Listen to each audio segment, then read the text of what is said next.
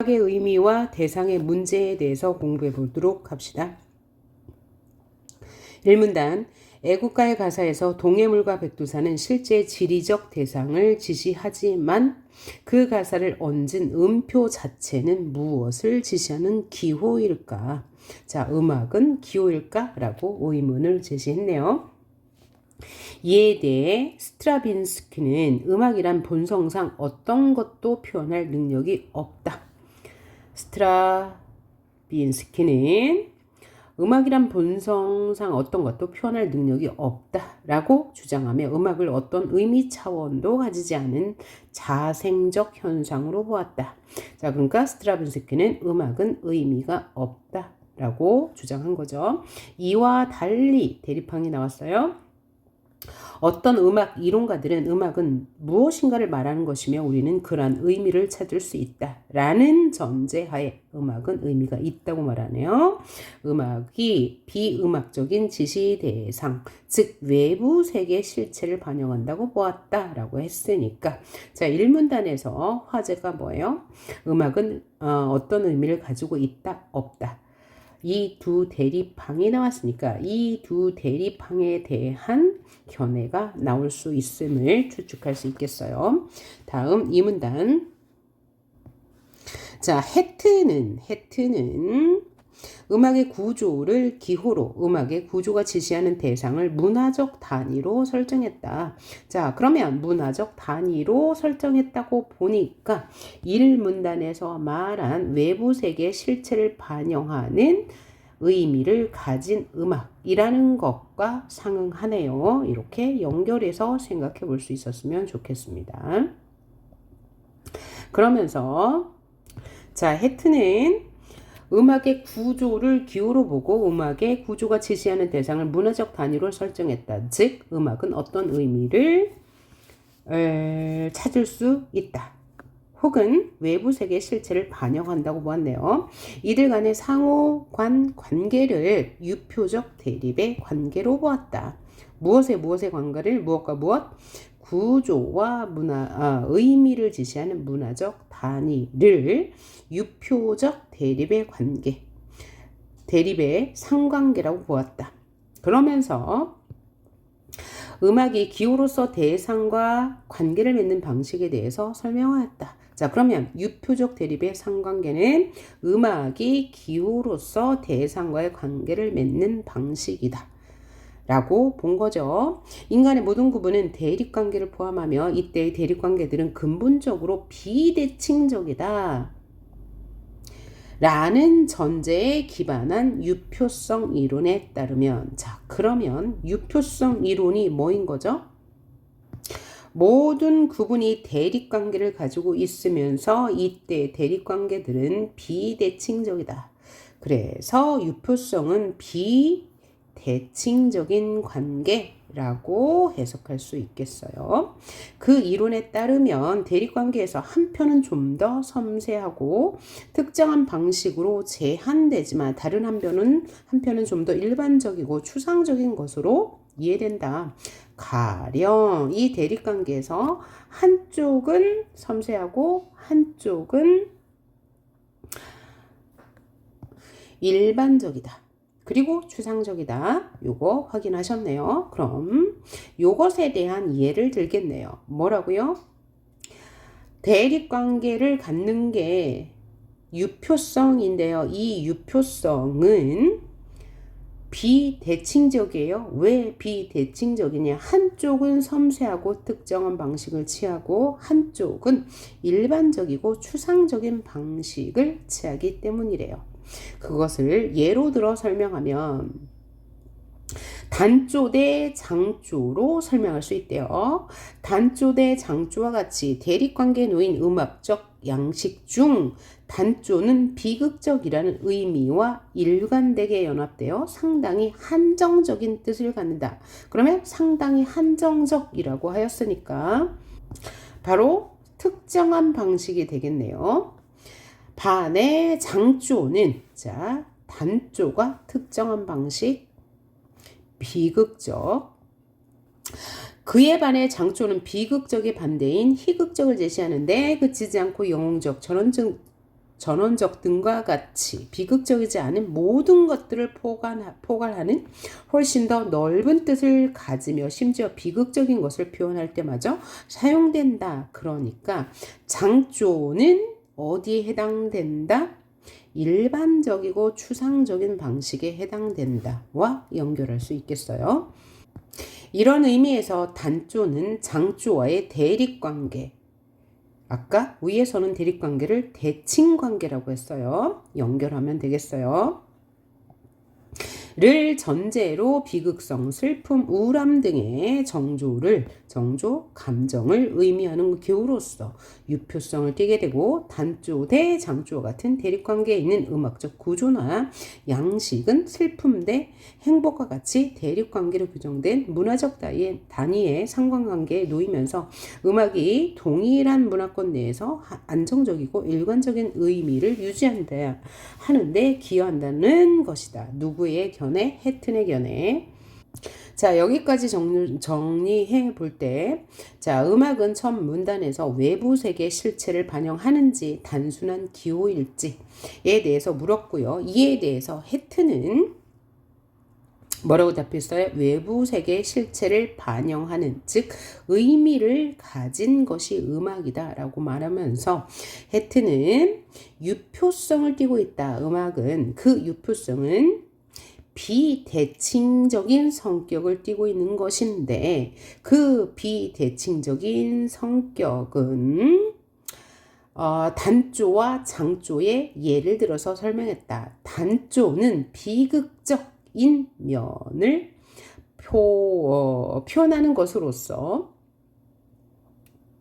섬세하고 특정한 방식과 대응되고 장조는 일반적이고 추상적인 방식에 대응하며 비극적이 아닌 모든 것을 포함하는 것이다 라고 말하고 단조와 장조가 대립관계에 있는 것처럼 음악적 구조와 양식은 슬픔과 행복과 같은 대립관계로 규정된 문화적 상관관계에 놓였고 또한 음악이 동일한 문화권 내에서 안정적이고 일관적인 의미를 유지한다 하는데 기여했다. 그래서 음악은 의미를 가지고 있는 것이다 라고 해튼은 말했습니다. 자, 3문단 봅시다. 해튼은 이와 같은 방식으로 조성이나 음형, 선율, 박자와 같은 음악 구조의 구성 요소가 의미하는 바를 밝히고 이들을 토픽이라고 하였다. 그러면 토픽은 음형, 선율, 박자 단위를 포함하는 것이네요. 또한 그는 토픽들을 작곡의 재료로 사용하여, 그러니까 작곡의 재료가 이런 것들이 되는 거죠. 선율, 박자, 단위 같은 거 만들어낸 음향적 결과물의 하나인 트로프. 자, 그러니까 트로프는 결과물이고 토픽은 재료가 되는 것이네요. 토픽은 결과물, 토픽은 음악의 재료가 되는 것. 자, 하나의 트로프, 즉 음악적 은유를 구성한다고 보았다. 음악적 은유는 뭐야? 음악에는 은유, 무엇인가를 담고 있다는 것이죠. 해튼은 행진, 영웅, 파스토랄, 비극성 등을 트로프의 예시를 들고, 그러니까 이런 것들은 뭐야? 완성된 결과물이란 뜻이네요. 트로프는 주로 하나의 악장을 단위로 하여 구현되지만 악장들이 모여 이루는 작품 전체를 통해 나타나기도 한다. 그러니까 트로프는 하나의 악장이 될 수도 있고 음악 전체의 완성품이 될 수도 있다. 악장들이 모여 총체적인 하나의 작품이 구성되는 과정에서 작품으로 지니게 되는 음악, 외적인 의미 또한 의미 또는 이야기는 작품을 구성하는 여러 개의 트로피들이 연결되는 방식에 따라 하나의 트로프로 수렴된다는 것이다. 다시 말하면 해튼은 작품의 의미를 지배하는 트로프를 표현적 장르.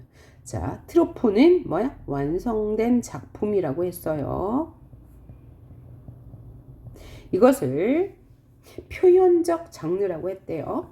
하면서 음악 해석의 단위를 구분하였다. 자, 그러니까 해트는 음악은 일정한 의미를 가지고 있고 사회, 문화적, 외부 세계를 반영하는 것이다 라고 설명했고, 이것은 무엇으로 설명했습니까? 유표성으로 설명했는데, 이 유표성은 대립관계를 가지고 있는 것이라고 했고요. 그 사례로 장조와 단조를 들었습니다. 그리고 해트는 음악의 재료인 토픽이 모여서 완성된 결과물인 트로프를 만든다고 하였고요. 음악 해석의 단위를 표현적 장르라고 표현했습니다. 자, 그러면 나문단 보도록 할게요. 음악이 어떤 의미를 가질 수 있을까? 음악학에서 꾸준히 제기되어 온 이 오래된 물음에 대해 부정적으로 대답하는 데이비스 키비 클랍과 같은 음악 이론가들은 대체로 음악과 언어의 차이를 강조하면서 음악에서의 대상의 부재를 그 근거로 삼았다. 자, 그러니까 이들은 데이비스 키비 클럽과 같은 사람들은 위에 나온 해튼과 다른 주장을 하는 사람들이네요.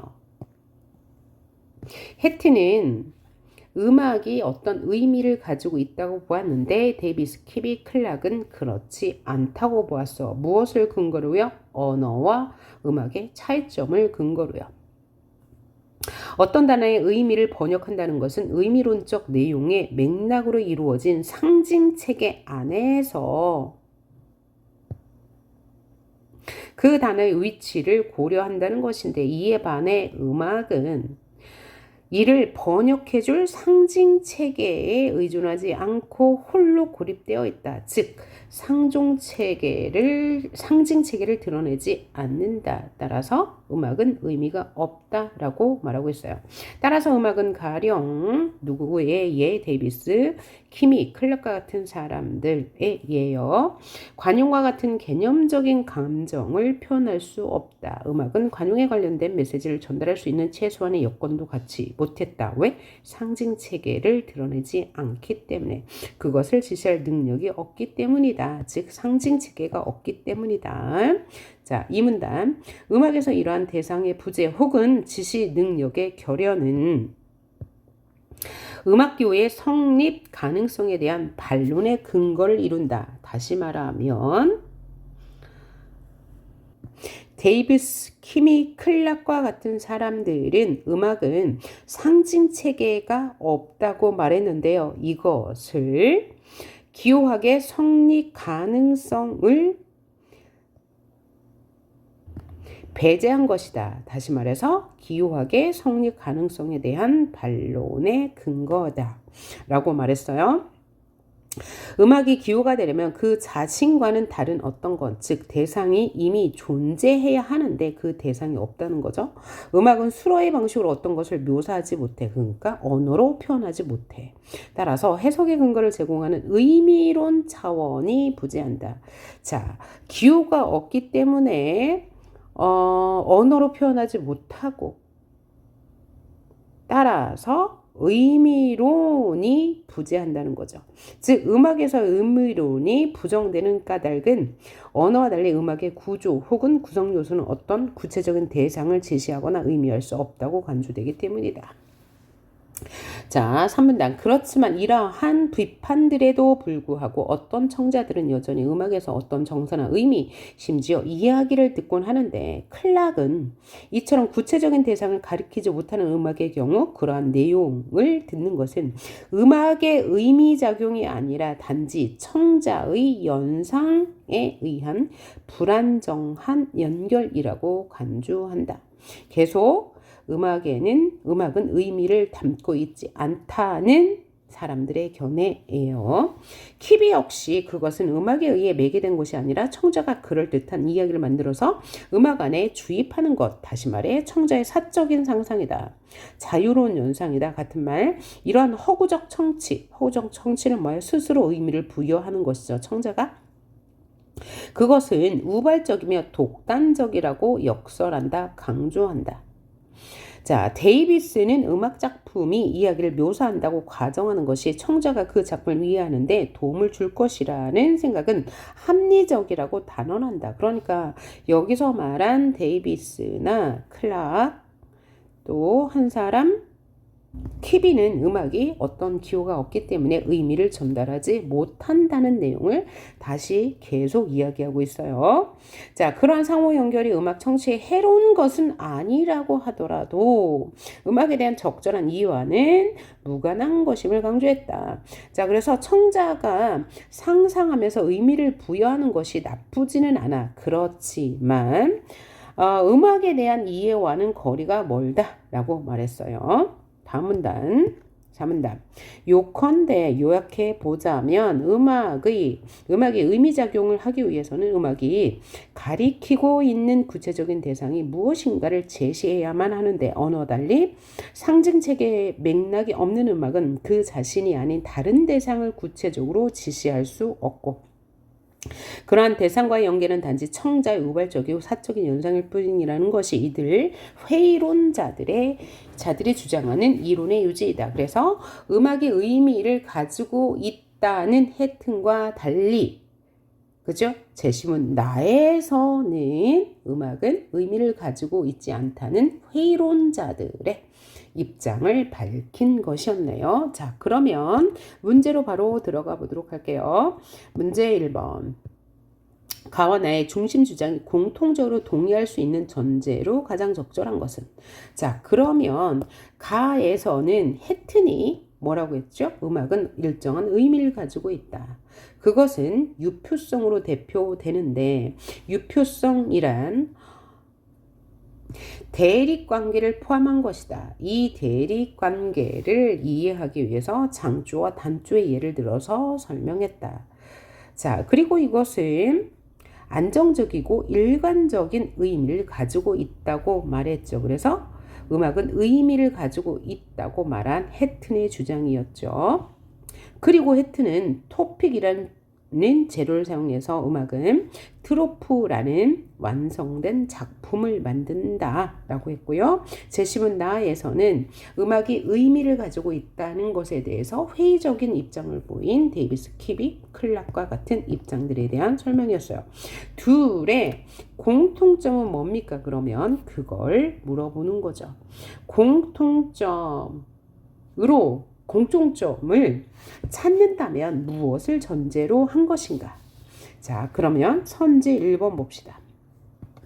음악은 해석될 수 있는 특정 의미를 표현한 것이다. 그러면 나의 학자들에는 맞지 않는 의견이네요. 그러니까 얘는 X. 선지 2번. 음악의 의미를 해석하는 단위는 문화적 단위에 대응된다. 이것은 가에만 해당되고 나에는 해당되지 않으니까 X. 노래의 가사는 그것을 얹은 음표가 지시하는 대상과 무관하다. 이것은 나의 입장이니까 가는 동의할 수 없겠네요. 4. 음악에서 어떤 정서나 의미, 이야기를 찾아내는 청자들이 존재한다는 것은 맞죠. 그렇죠? 나에서도 청자들이 그 의미를 자의적으로, 우발적으로 부여한다고 했으니까요. 청자들에 대한 것은 둘 다 가나다 동의할 것 같습니다.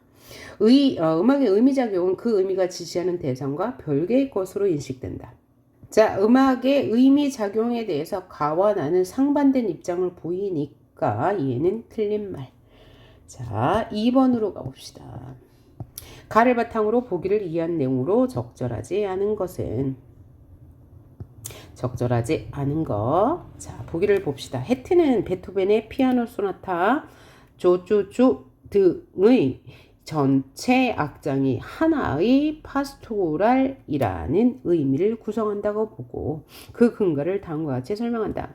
1악장에서는 특징적으로 나타나는 음악의 구성 요소들은 장조 및 여린 역동성, 복합박자, 상대적으로 단순한 선율전개, 느린 화성적 거리 등인데 이런 것은 아까 해튼이 말한 뭐에 해당돼요? 토픽.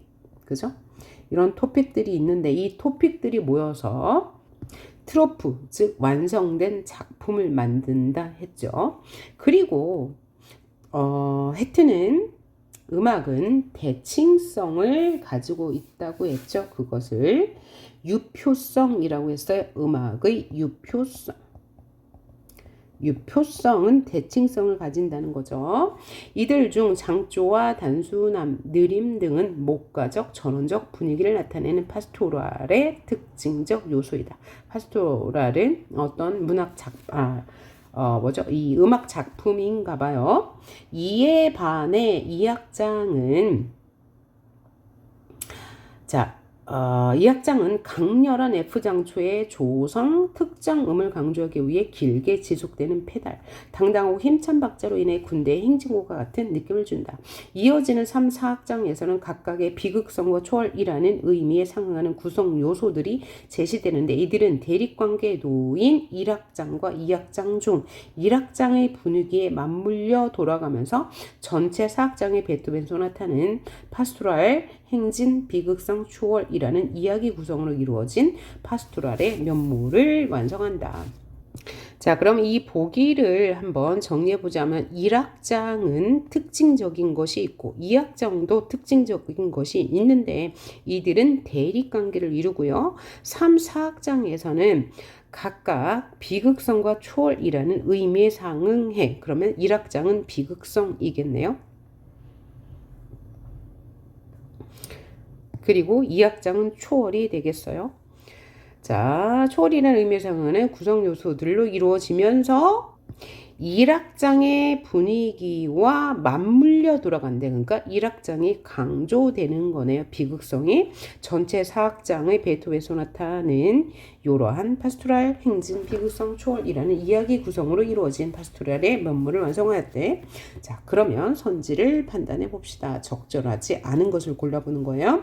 1. 총체적인 작품으로서 지니게 되는 위 소나타의 표현적 장르는 파스토랄로 규정된다. 맞는 얘기네요. 파스토랄이 완성된 작품이고 그 다음에 뭐 이렇게 이런 것들이 뭐예요? 토픽이 되는 거죠. 복합박자, 상대적으로 단순한 선율. 선지 2번 장조, 복합박자, 단순한 선율 전개 같은 요소들은 토픽에 해당한다. 맞는 얘기. 이 소나타에서 진행곡이 지닌 유표성, 유표성은 대립적 관계죠. 파스토랄이 지닌 유표성보다 더 강하게 나타난다. 자, 얘는 틀린데 그럼 왜 틀릴까요? 행진곡이 지닌 유표성, 대립적 관계.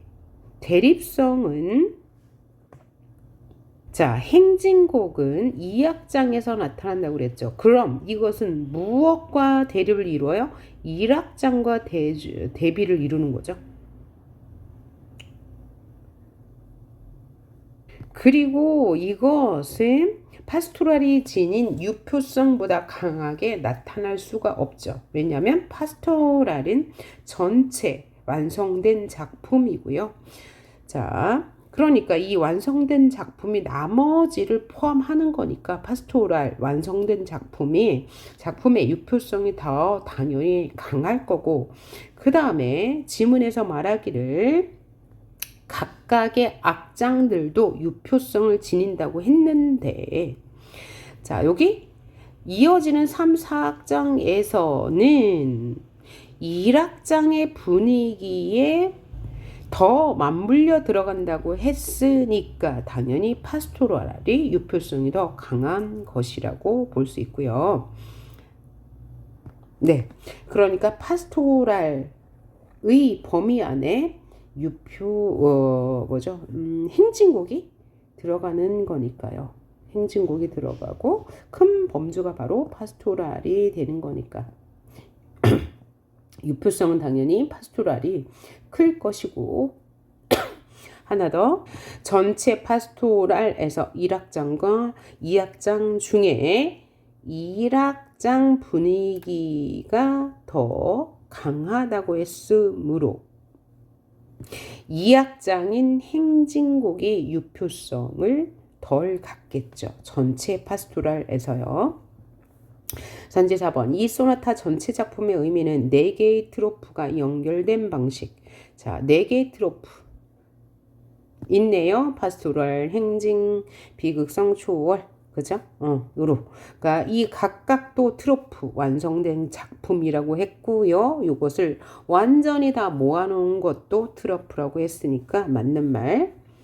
자, 각 악장에 사용된 토픽들은 해당 악장을 특정 유형의 트로프로 규정하는데 작곡의 재료이다. 맞는 말. 다음 문제 3번. 나의 언급된 음악 이론가들의 입장에서 기억의 기준에 해당하지 않는 것은? 자, 나의 음악 이론가들은 음악은 기호로 표현되지 않기 때문에 의미를 전달하지 못한다고 얘기했어요. 그러면 음악과 언어의 차이는 무엇일까요? 1번 기호작용의 방식.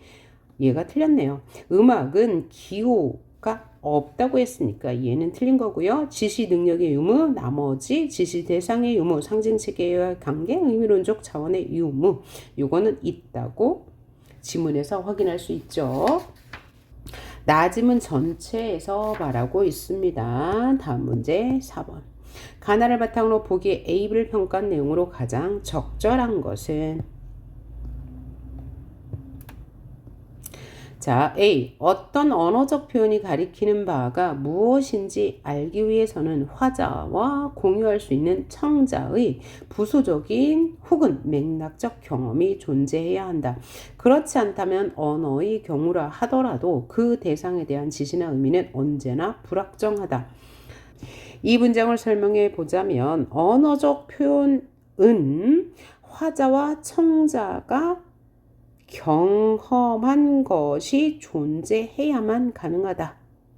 그렇지 않다면 언어의 경우라고 하더라도 그 대상에 대한 지시나 의미는 언제나 불확정한 것이다. 대상이란 반드시 실제로 국한되지 않기 때문에 그것은 관념적 구성물이나 허구적 상상물일 수도 있대. 그런데 그죠? 가리키는 바가 경험에 존재해야만 한데요. 언어적 표현에서는 그러한 지시 대상은 확정될 수 없다. 언어적 표현에서도 그런 지시 대상은 확정될 수 없다. 언어적 표현 역시 화자, 청자가 공유하고 있는 맥락적 경험, 역사 혹은 문화를 통해서만 적절하게 해석할 수 있다. 자, 다시 말하면 A는 언어적 표현이라도 화자와 청자가 공유하는 경험이 있어야 한다. 그렇지 않으면 지시 대상을 확정할 수 없대요. 자, 그러면 A에 대한 선지 한번 풀어볼까요? A. 언어가 지시하는 대상에는 불확정적인 것이 포함되므로 요거 맞네요. 그죠? 경험적 언어로 표현된다 할지라도 맥락적 경험이 존재해야만 지시 대상이 확정될 수 있다고 했으니까요. 여기까지는 맞는 말. 그래서 언어의 일부는 음악과 같이 기호작용을 할 수 없다는 주장의 근거로 활용될 수 있다? 요건 아니에요. 여기까지는 맞지만 언어의 일부는 음악과 같이 기호작용이라는 것은 표시하는 거잖아요. 언어로 전달한다는 것이니까 얘는 틀린 말.